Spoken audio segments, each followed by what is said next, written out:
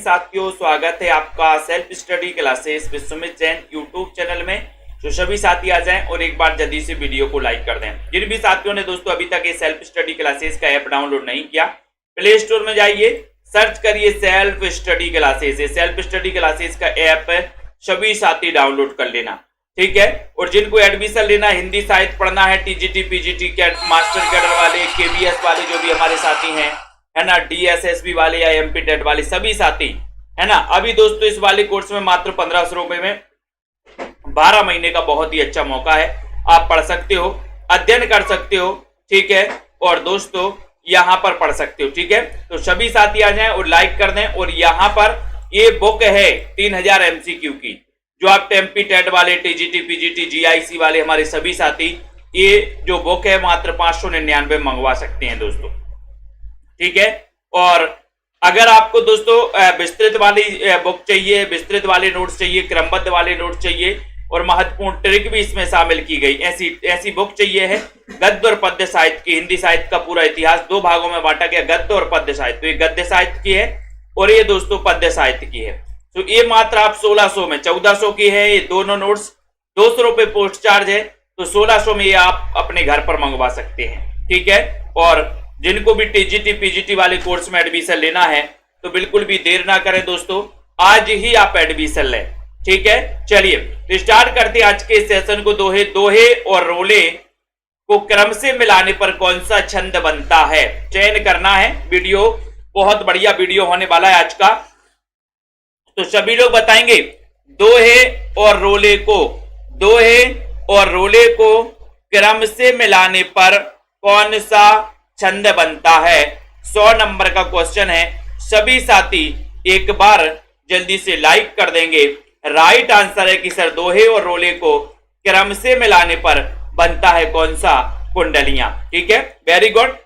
कमल का पर्यायवाची कौन सा नहीं है, कमल का पर्यायवाची कई बार पूछा जाता है, कौन सा नहीं है ये आपको बताना है। बताइए राजीव मौर्य जी, कमल का पर्यायवाची कौन सा नहीं, बहुत ही शानदार क्वेश्चन है। तो राजीव, पंकज, जलद या फिर अंबोज, कौन सा नहीं है।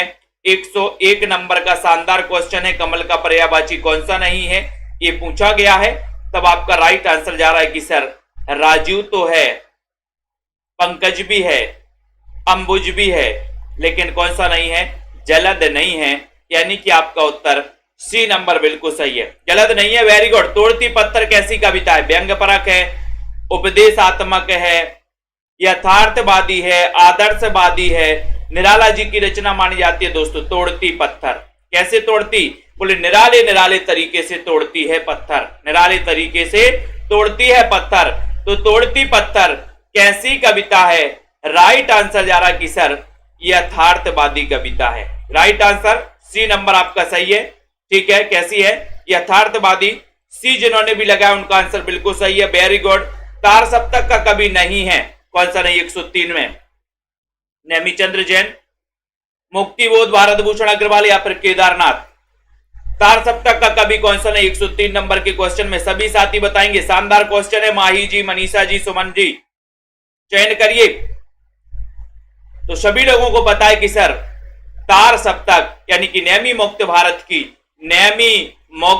भारत की प्रभागिरी राम की आज्ञा से राइट आंसर क्या हो जाएगा।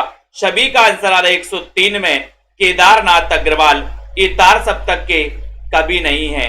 डी नंबर आपका बिल्कुल सही है, बहुत बढ़िया, शानदार आंसर। हिंदी गद्य का जन्मदाता किसको माना जाता है, हिंदी गद्य का जन्मदाता किसे माना जाता है, हिंदी गद्य का 4 नंबर। और मैंने आपको बताया है कि अगर आपको हिंदी गद्य और पद्य साहित्य के नोट्स मंगवाना है तो ये नोट्स से दोस्तों, है ना, मात्र 1600 रुपए में अपने घर पर मंगवा सकते हो, पोस्ट चार्ज सहित हैं ये, है ना। तो हिंदी गद्य का जन्मदाता 4 नंबर का क्वेश्चन, 104 नंबर के क्वेश्चन में सभी का आंसर जा रहा है कि सर भारतेंदु जी को हिंदी गद्य का जन्मदाता यानी कि आपका सी नंबर बिल्कुल सही है, जन्मदाता माना जाता है।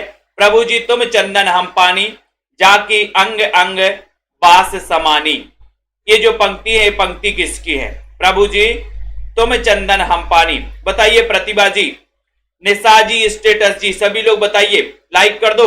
प्रभु जी तुम चंदन हम पानी 105 नंबर का शानदार क्वेश्चन है और सभी का आंसर जा रहा कि सर ये पंक्ति तो रैदास की है। रैदास का जन्म कब हुआ था? रैदास का जन्म कब हुआ था? आपको पता है कि मीराबाई के गुरु का नाम माने जाते हैं रैदास, ठीक है। रैदास का जन्म कब हुआ था? और आपको पता है यहां पर पूछा है ऑर्गेनाइजेशन, तो ऑर्गेनाइजेशन का अर्थ क्या होता है? ऑर्गेनाइजेशन का अर्थ बता दो 106 में। सभी का आंसर होगा कि सर ऑर्गेनाइजेशन मतलब होता है संगठन, यानी कि आपका बी नंबर सही है। किन्हें साहित्य अकादमी पुरस्कार मिला है? बताओ, निम्न में से बताओ किन्हें मिला है साहित्य अकादमी पुरस्कार? शानदार क्वेश्चन है, साहित्य अकादमी पुरस्कार किन्हें मिला है? एक अच्छा सा क्वेश्चन आपसे पूछा गया, बढ़िया सा क्वेश्चन पूछा गया है जो आप सभी साथी बता देंगे। साहित्य अकादमी पुरस्कार किससे मिला है? 107 नंबर का बहुत ही सुपर प्रश्न पूछा गया है, अच्छा क्वेश्चन पूछा गया है। साहित्य अकादमी पुरस्कार किन्हें मिला है? किन्हें मिला है? चलिए चयन करिए। और जिन भी साथियों ने तिरकी गुरु सुमित जैन वाले यूट्यूब चैनल को सब्सक्राइब नहीं किया है वो सभी साथी यूट्यूब में सर्च कर लेना तिरकी गुरु सुमित जैन, सब्सक्राइब कर लेना उस चैनल को, ठीक है। किन्हें हिंदी साहित्य का पुरस्कार मिला है? मिला है कहा है यहां पर? तो सभी का पता है कि सर साहित्य अकादमी पुरस्कार मिला है किसे? 107 नंबर का शानदार क्वेश्चन है, नामवार सिंह को मिला है। बी नंबर आपका बिल्कुल सही है। कौन छायावादी कवि हैं 108 में? भारत भूषण अग्रवाल, तुलसीदास, पंत या फिर नागार्जुन? छायावादी कवि कौन है? 108 नंबर का क्वेश्चन है, छायावादी कवि कौन है? छायावादी कवि बताना है कौन है। योगिता जी, संगीता जी, सभी लोग बताइए छायावादी कवि कौन है। बहुत ही शानदार क्वेश्चन, और सभी को पता है कि सर सुमित्रा नंदन पंत हैं, छायावाद के आधार स्तंभ हैं। नंद दुलारे वाजपेयी ने इन्हें छायावाद का प्रवर्तक माना है। इनकी पल्लव रचना है जिसे छायावाद का मैनिफेस्टो कहा जाता है। पल्लव का रचना काल 1928 है, ठीक है। ये भी पता है आपको। पंत को प्रकृति का सुकुमार कवि भी कहा जाता है, ये भी सभी लोगों को पता है सुमित्रा नंदन पंत के बारे में। ये प्रगतिवाद के प्रवर्तक भी कहे जाते हैं सुमित्रा नंदन पंत। इनकी प्रगतिवादी रचनाओं की बात करें तो युगबाणी इनकी प्रगतिवादी रचना है ना, जिसका रचना काल 1939 है। और इनकी रचना दोस्तों ग्राम्या दोस्तों इनकी 1940 की रचना है। ये भी दोस्तों क्या है? प्रगतिवादी इनकी रचना है। किसकी? सुमित्रा नंदन पंत की, ठीक है। अगला क्वेश्चन आता है कि छा त्रा या किस प्रकार के व्यंजन? 109 नंबर का क्वेश्चन है। संयुक्त हैं, अंतस्थ हैं, उसमें या फिर इनमें से कोई नहीं? बताओ राकेश जी, चयन करो। छा त्रा और या किस प्रकार के व्यंजन हैं? सभी लोग चयन करिए। एसपी चतुर्वेदी जी 109 नंबर के क्वेश्चन में, शानदार क्वेश्चन, वीडियो को लाइक कर दो। छा त्रा और या, छा त्रा और या ये किस प्रकार के व्यंजन हैं? 109 नंबर का क्वेश्चन है, शानदार, बताइए जल्दी से। छात्रा और क्या? सभी का आंसर है कि सर ये संयुक्त व्यंजन के अंतर्गत आते हैं। छा त्रा या और स्रा, है ना, वेरी गुड। कौन सा युग में विशेषण नहीं है? कौन सा युग में विशेषण नहीं? छोटा बड़ा, हरा पीला, 2 3, राम लक्ष्मण, कौन सा विशेषण नहीं है? अंकित जी बताइए, सोनू जी कौन सा युग में विशेषण नहीं है? विनीता, राम प्रताप गुर्जर जी, चयन करना है। और दोस्तों सेल्फ स्टडी क्लासेस का ऐप डाउनलोड कर लेना है। जिन भी साथियों को 3000 एमसीक्यू साहित्य प्लस व्याकरण के टॉपिक वाइज एमसीक्यू महत्वपूर्ण प्रश्न है ना, प्लस कथन काव्य शास्त्र के भी क्वेश्चन हैं, जिनको भी मंगवाना है वो 599 में मंगवा सकते हैं दोस्तों, पोस्ट चार्ज सहित है ये 3000 एमसीक्यू की बुक। कौन सा युग में दोस्तों विशेषण नहीं है? राइट आंसर है राम लक्ष्मण, इनमें ये विशेषण नहीं है। डी नंबर आपका बिल्कुल सही है। अगला है जयशंकर प्रसाद के किस नाटक में कॉर्नेलिया विदेशी पात्र हैं? 111 नंबर क्वेश्चन है। कॉर्नेलिया विदेशी पात्र हैं स्कंदगुप्त में, चंद्रगुप्त, विशाख या फिर अजात शत्रु में? अजात है शत्रु। 111 नंबर। पुष्पा जी, सुनील कुमार जी, चयन करिए। दीपक जी, सुभाष सैनी जी, किस नाटक में कॉर्नेलिया विदेशी पात्र हैं? विदेशी पात्र यानी कि 111 नंबर का शानदार क्वेश्चन है।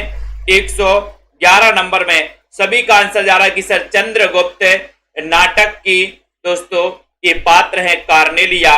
कोई बताएगा कि चंद्रगुप्त जो नाटक है इसका रचना काल क्या है? रचना काल क्या है? सभी लोग बताएंगे चंद्रगुप्त नाटक का रचना काल।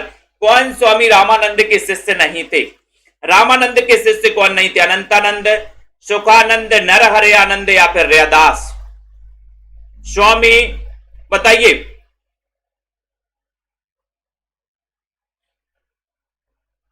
कौन स्वामी रामानंद के शिष्य नहीं थे? सभी लोग चयन करो जल्दी से।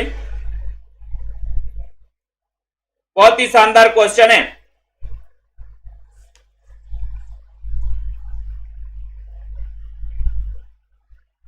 स्वामी रामानंद के शिष्य कौन नहीं थे?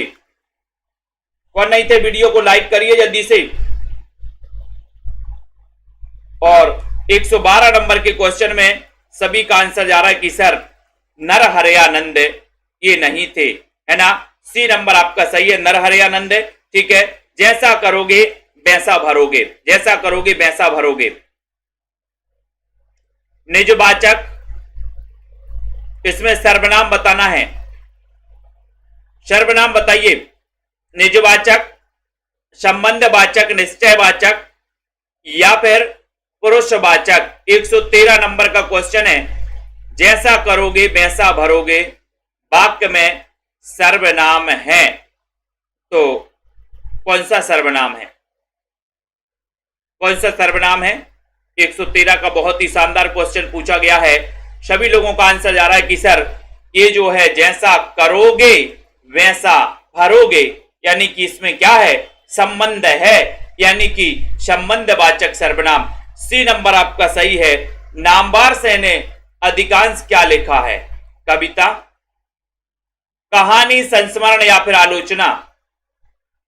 नामवार से ने अधिकांश क्या लिखा है? वंदना जी, पुष्पा जी, रोहिणी जी, सभी लोग बताइए जल्दी से। प्रियंका जी, गायत्री देवी जी, नामवार से ने कविता लिखी, कहानी, संस्मरण या फिर आलोचना लिखी है। 114 का शानदार क्वेश्चन पूछा गया है। नामवार से इन्होंने अधिकांश क्या लिखी है? संस्मरण? बोले नहीं सर, इन्होंने सबसे ज्यादा लिखी है आलोचना। ये अपन को याद करना है दोस्तों, ठीक है। फिर अपन जाते हैं अगले क्वेश्चन की ओर। अगला क्वेश्चन आ रहा है आपका, इसको छोड़ दो।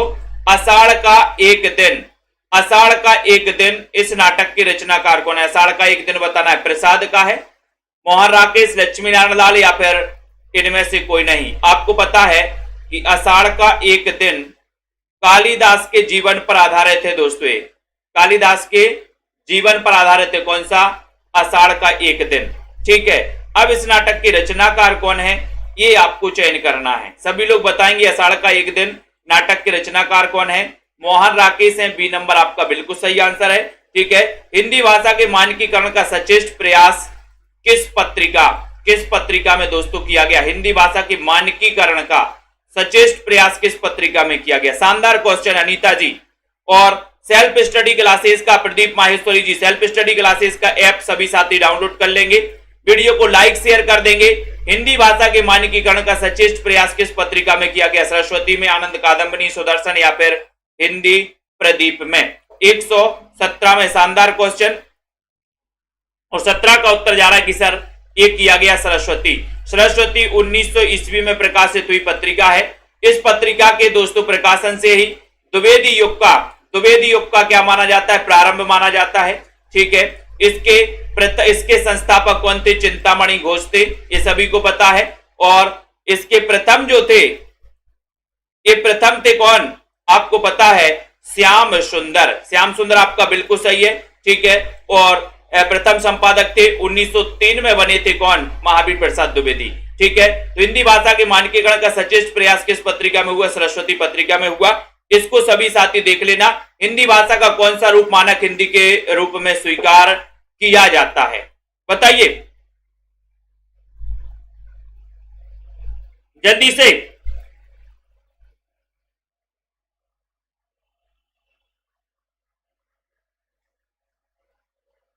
सभी लोगों को बताना है हिंदी भाषा का कौन सा रूप मानक हिंदी के रूप में स्वीकार किया जाता है। चयन करो जल्दी से। 118 नंबर का क्वेश्चन है। 118 में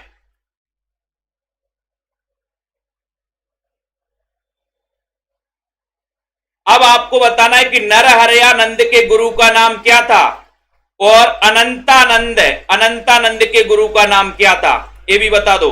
नरहरयानंद के गुरु का नाम क्या था, अनंतानंद के गुरु का नाम क्या था, ये परंपरा आपको देखना है। अनंतानंद, नरहरयानंद, है ना, फिर आए हैं तुलसीदास, यहां पर आए रामानंद के शिष्य थे अनंतानंद के शिष्य थे नरहरयानंद, और नरहरयानंद के शिष्य थे तुलसीदास और बिहारी, है ना। हिंदी भाषा का कौन सा रूप मानक हिंदी के रूप में स्वीकार, अलग अलग ने अलग अलग माना है ना। तो इस प्रकार से हिंदी भाषा का आपको बताना 118 नंबर का क्वेश्चन है, कौन सा रूप मानक हिंदी के रूप में स्वीकार किया गया, और सभी का आंसर है कि सर खड़ी बोली, सी नंबर आपका बिल्कुल सही है ना। उन्मीलन शब्द का विलोम क्या है, 119 नंबर का क्वेश्चन। उन्मीलन शब्द का विलोम बताना है।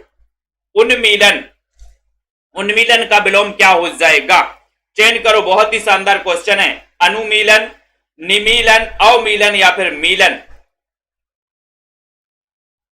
जल्दी से बताइए, चयन करिए। शानदार क्वेश्चन 119 नंबर का क्वेश्चन है, और 119 में आपका उत्तर जा रहा है कि उन्मीलन का हो जाएगा क्या, निमीलन। उन्मीलन का हो जाएगा निमीलन। बी नंबर आपका बिल्कुल सही है, ठीक है। ये सभी लोग याद करेंगे। निमीलन बिल्कुल राइट आंसर है, ठीक है। उन्मीलन का विलोम होता है क्या, निमीलन।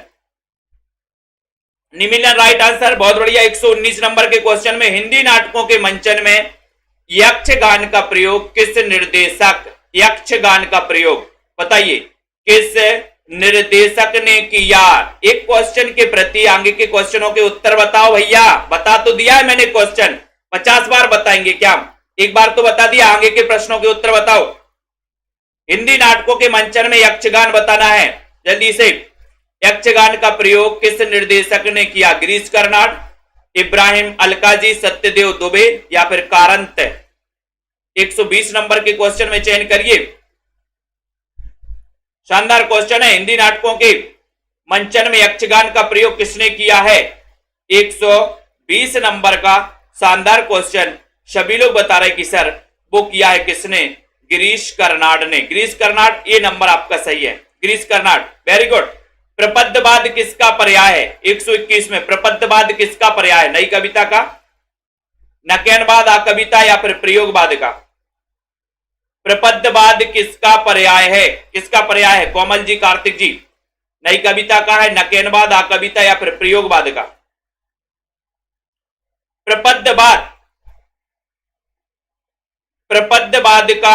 प्रपद्यवाद किसका पर्याय है, किसका पर्याय। शानदार क्वेश्चन 121 नंबर का क्वेश्चन है, और सभी को पता है कि सर ये प्रपद्यवाद ये जो है ना, ठीक है, ये आपको याद रख लेना। प्रपद्यवाद किसका पर्याय है, तब आपका राइट आंसर हो जाएगा किसका, नकेनवाद। और नकेन में कौन थे, नलिन विलोचन शर्मा, केसरी कुमार और कौन थे, नरेश, है ना। तो ये तीन थे, इनके नाम पर नकेन, नलिन विलोचन शर्मा, केसरी कुमार और नरेश, ठीक है। बी नंबर आपका सही है।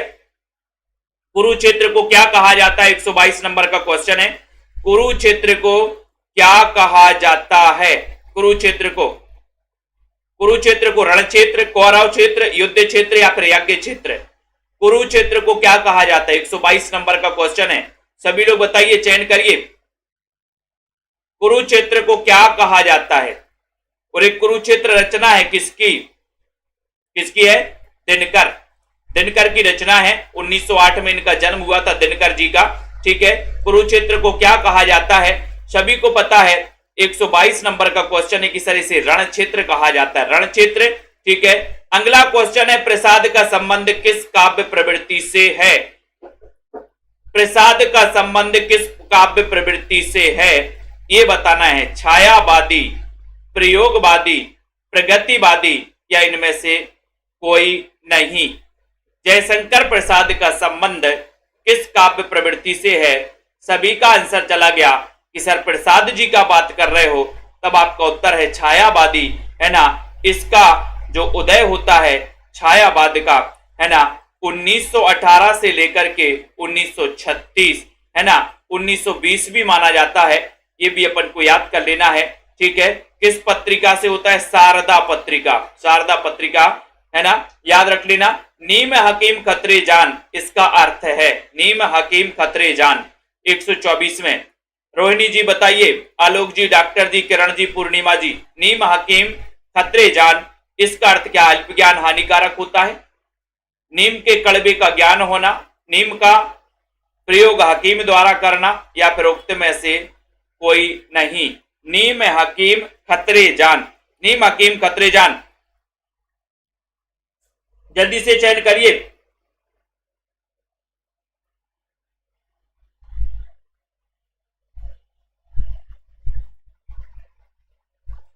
यहां से नीम हकीम खतरे जान 124 नंबर का क्वेश्चन है, और 124 नंबर में कि सर बताइए जल्दी से। अल्प ज्ञान हानिकारक होता है, ये नंबर आपका बिल्कुल सही है। ठीक है, वेरी गुड। छंद शास्त्र के प्रणेता किसे माना जाता है? छंद शास्त्र के डिंगल, पिंगल, पतंजलि या फिर मनु? छंद शास्त्र का प्रणेता किसे माना जाता है? 125 का उत्तर है। 125 में सभी साथी बताएंगे। और छंद शास्त्र का प्रणेता, छंद शास्त्र का लगभग सभी को पता है कि सर छंद शास्त्र के प्रणेता माने जाते हैं पिंगल, है ना, पिंगल माने जाते हैं। यानी कि आपका जो बी नंबर है वो बिल्कुल सही है, बी नंबर, वेरी गुड।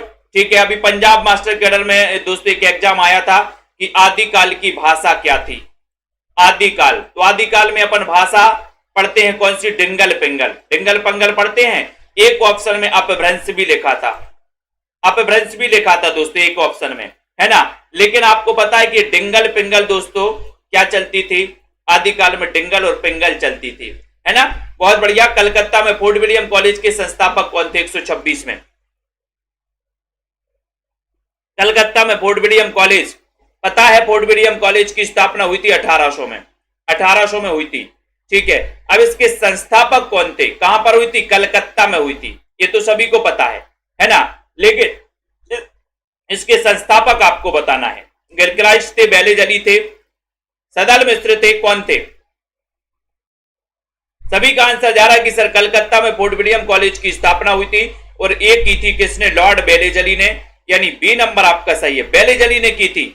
ठीक है, और इसमें हिंदी उर्दू विभाग अध्यक्ष बनाए गए थे गिलक्राइस्ट, और गिलक्राइस्ट ने आपको पता है कि लल्लूलाल जी को भाषा मुंशी के पद पर दोस्तों इन्हें प्रतिस्थापित किया था, और इन्होंने रचना लिखी थी इनकी प्रेरणा से, कौन सी? प्रेम सागर, प्रेम सागर लिखी थी, खड़ी बोली की रचना मानी जाती है। ठीक है, रबड़ चंद या केंचुआ चंद किस कवि की रचनाओं को दोस्तों लक्ष्य करके कहा गया है? रबड़ चंद या केंचुआ चंद? 127 नंबर का शानदार क्वेश्चन है प्रवीण जी, तेज प्रकाश, संदीप जी, सभी लोग बताओ, रबड़ चंद या केंचुआ चंद किस प्रकार के कवि की रचनाओं को लक्ष्य करके लिखा गया? कन्हैया जी, पूजा जी, सभी लोग बताएंगे। निशा वर्मा जी, दिनकर, कुंवर बेचर,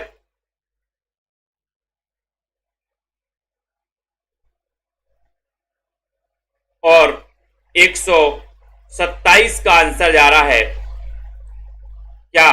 सभी का आंसर जाया निराला, निराला। ठीक है, निराला का जन्म 1897, कई विद्वान 99 भी मानते हैं दोस्तों, कहां पर हुआ था?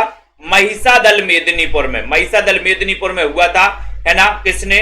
निराला, निराला अपन को याद कर लेना है ना।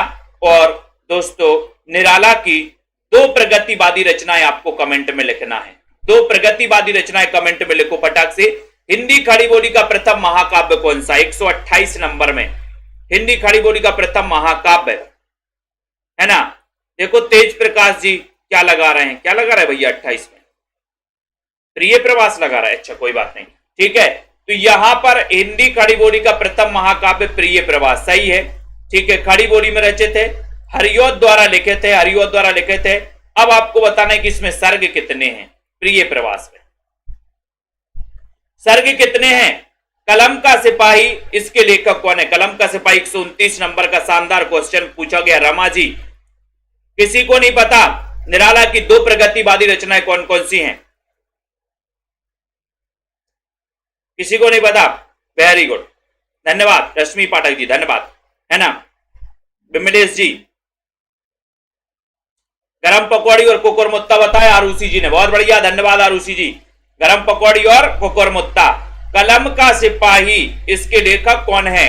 129 नंबर का क्वेश्चन है और 129 नंबर के क्वेश्चन में सभी का आंसर जा रहा है कि सर कलम का सिपाही अमृत राय। ठीक है, अमृत राय सही है, वेरी गुड। मुझे चांद चाहिए किस विधा की कृति है ना। सबसे बड़ी बात तो यह है कि सर ये सुरेंद्र वर्मा की रचना है, मुझे चांद चाहिए।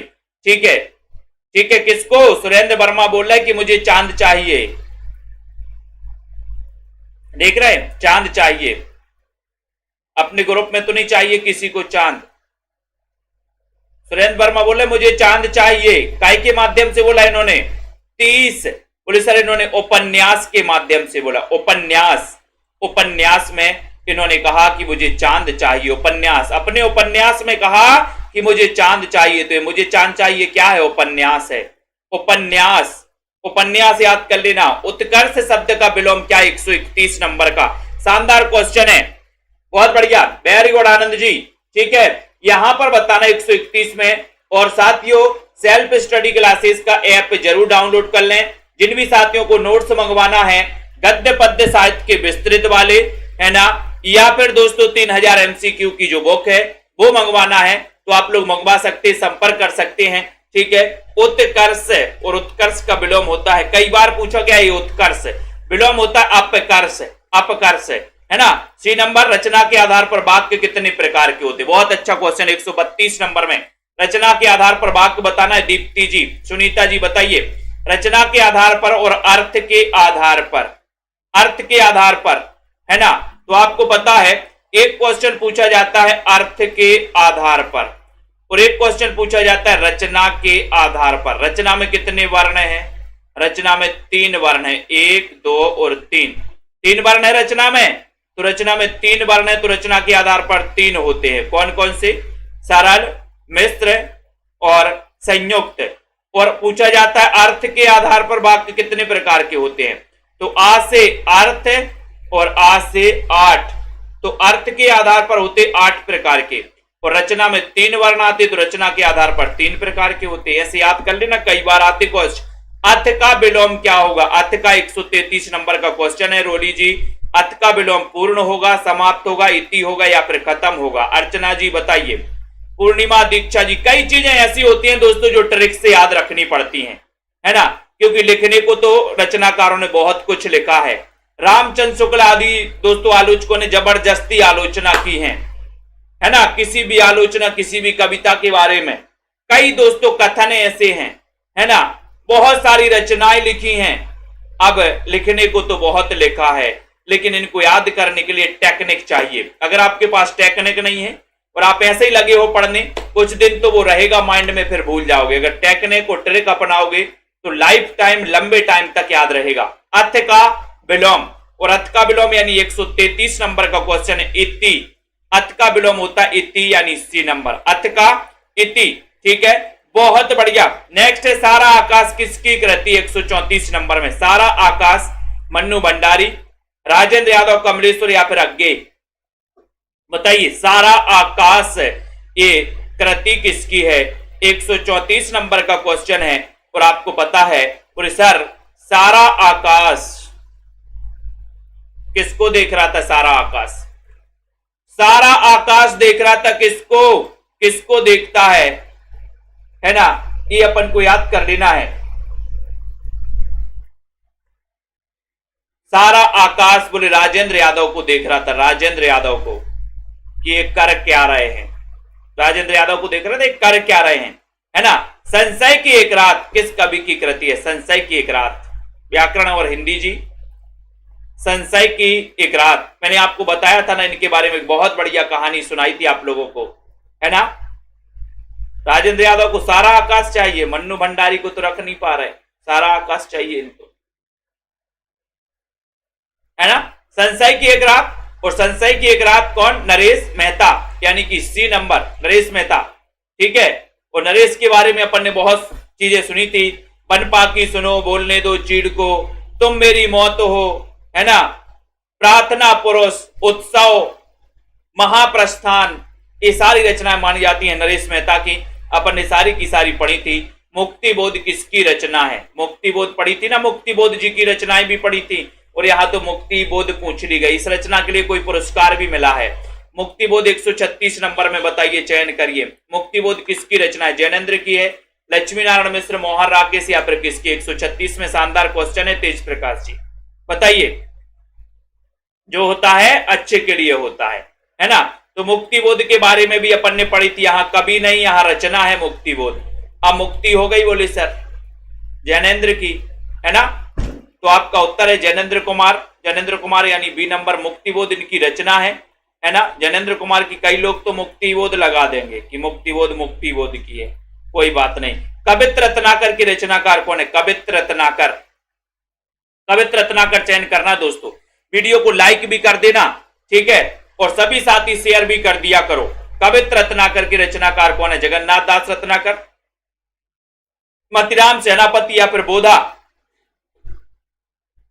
137 का शानदार क्वेश्चन पूछा गया और सभी का आंसर जा रहा है कि सर कवित्र रत्नाकर। रतन तो हमारी सेना है, रतन तो हमारी सेना, सेनापति, है ना। याद कर लेना, इनको रीति सिद्ध काव्य धारा में रख दिया जाता है दोस्तों, सेनापति जी को, ठीक है। बहुत बढ़िया। यह कौन सा अखबार पढ़ा जा रहा है? वाक्य है। यह कौन सा अखबार पढ़ा जा रहा है? कर्मवाच्य है, भाववाच्य है, कर्तृवाच्य? कौन सा वाच्य है बताइए, चयन करियो। और दोस्तों YouTube पे सर्च कर लेना सभी साथी, क्या टिर्की गुरु सुमित जैन, टिर्की गुरु सुमित जैन वाले चैनल को सब्सक्राइब कर लेना सभी साथी, है ना। यह कौन सा अखबार पढ़ा जा रहा है? 138 नंबर का क्वेश्चन है। सभी लोग बता रहे हैं कि सर यह कौन सा अखबार पढ़ा जा रहा है? ये हो जाएगा भाववाच्य होगा क्या? भाववाच्य कहां से हो जाएगा? बहुत सारे लोग तो भाववाच्य लगा रहे हैं। कौन सा सही होगा? कर्मवाच्य। कर्मवाच्य ये नंबर सही है, ये नंबर राइट आंसर कर्मवाच्य सही है मुकेश जी। राग दरबारी उपन्यास के लेखक कौन? 139 में राग दरबारी। राग दरबारी उपन्यास के रचनाकार कौन है? निर्मल वर्मा, नरेश मेहता, विवेकी राय, श्रीलाल शुक्ल। राग दरबारी 139 नंबर का क्वेश्चन है। 139 में सभी को बताना है, सभी का आंसर जा रहा है कि सर दरबार, और दरबार में मेरा कौन बैठा है? लाल। इसके लिए भी कोई पुरस्कार मिला है राग दरबारी के लिए? चयन करिए जल्दी से, फटाक से बताइए। और राग दरबारी श्रीलाल शुक्ल, डी नंबर आपका सही है।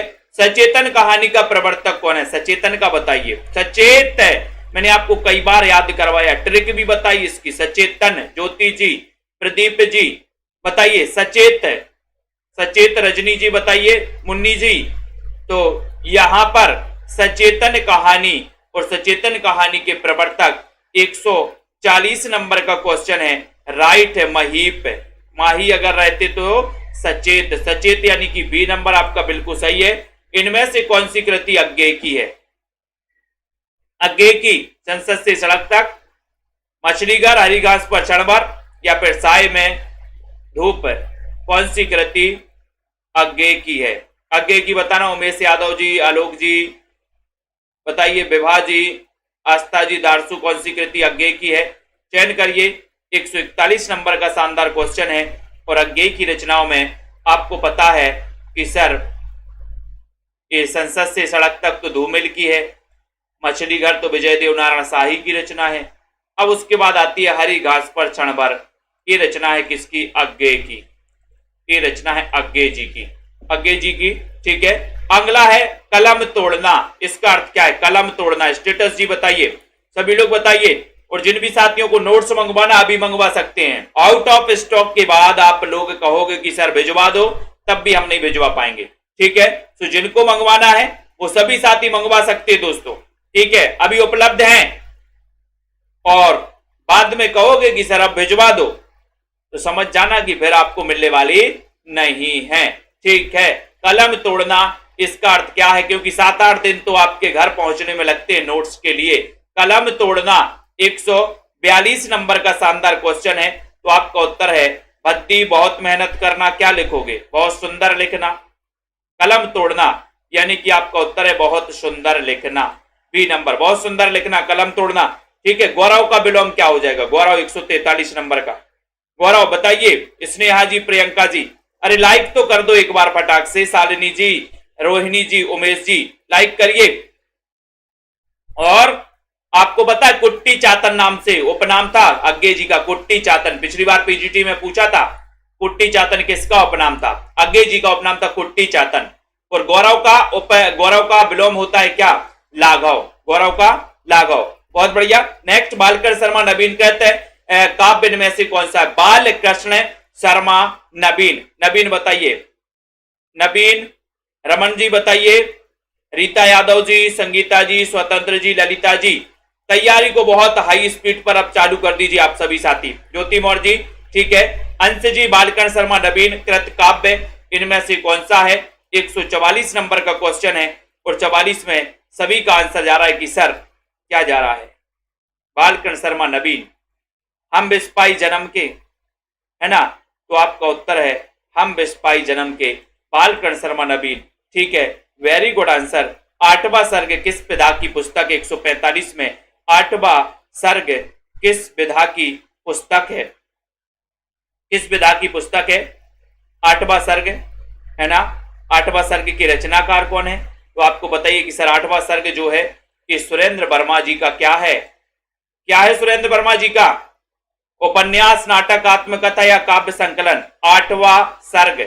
आठवां सर्ग सभी को पता है कि सर ये आठवां सर्ग सुरेंद्र वर्मा जी का नाटक है। नाटक है, बी नंबर, नाटक है। बहुत बढ़िया। ठीक है, अब यहां से आते हैं। ठीक है, अगला क्वेश्चन है मेला आंचल के लेखक कौन है? मेला आंचल। मेला आंचल के लेखक बताइए। बहुत ही शानदार क्वेश्चन है।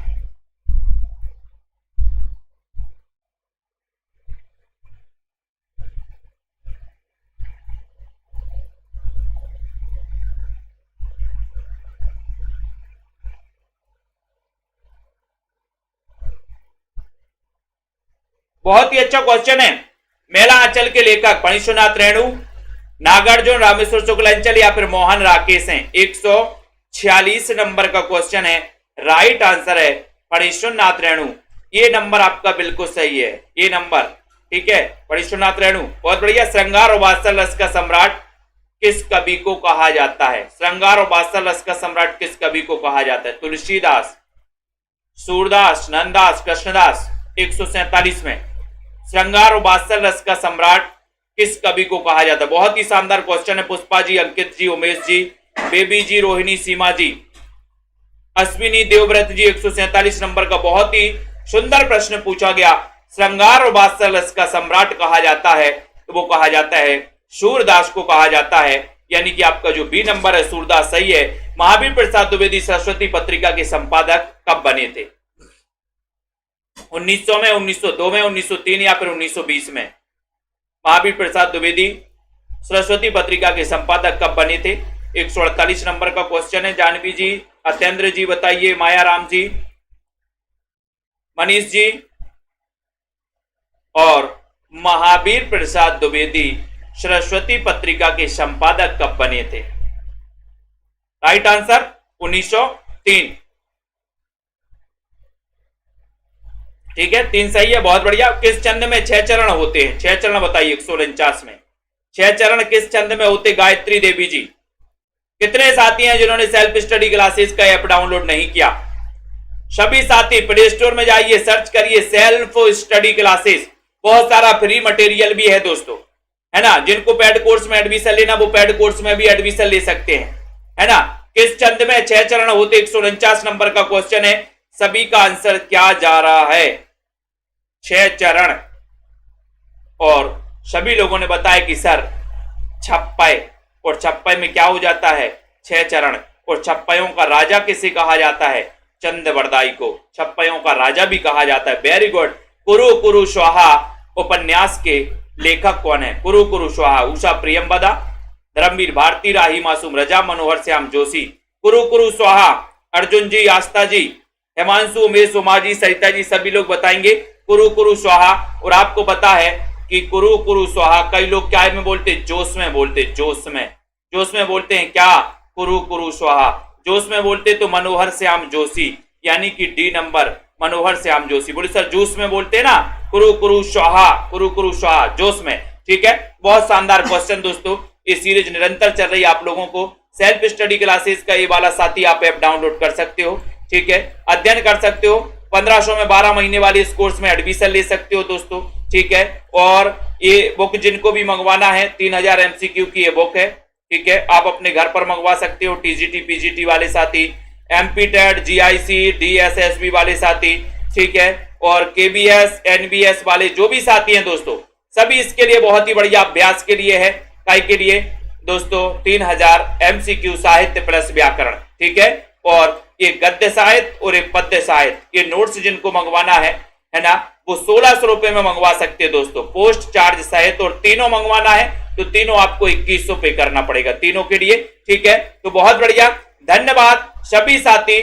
नामबार जी, अंश जी, दीपक जी, ठीक है, विनीता जी, अनीता जी, पायल जी, राजू जी, रवि जी, है ना, प्रवीण जी, माया राम जी, हरिश्चंद्र जी, सुखदेव जी, मंजू, दीप्ति, आनंद जी, अनंत जी, तनु जी, सभी को धन्यवाद। देवव्रत जी, हेमांशु जी, अनीता, अनंत जी, शशि जी, मुकेश जी, रेखा जी, राजीव जी, SP चतुर्वेदी, कुमुद जी, अनीता, आलोक जी, अंश जी, ठीक है, अनंत, राजीव जी और महेश जी, ओम प्रकाश, दिनेश जी, दारसू जी, पूजा जी, महेश मीना जी, ठीक है, शालिनी जी, गायत्री जी, सुखदेव, अर्चना जी, सीमा शुक्ला जी, रमा जी, रमा शर्मा जी, राजीव जी, ठीक है, और अनीता, सरोज जी, प्रमोद सैनी जी, कुमारी, ठीक है, रवि शंकर जी, विजय शंकर जी, गायत्री जी, पूनम यादव जी, सभी साथियों को बहुत बहुत धन्यवाद दोस्तों। ठीक है, सेल्फ स्टडी क्लासेस के साथ साथ टिर्की गुरु यूट्यूब चैनल को भी आप सभी साथी दोस्तों सब्सक्राइब कर सकते हो। ठीक है, सभी को धन्यवाद। जय हिंद।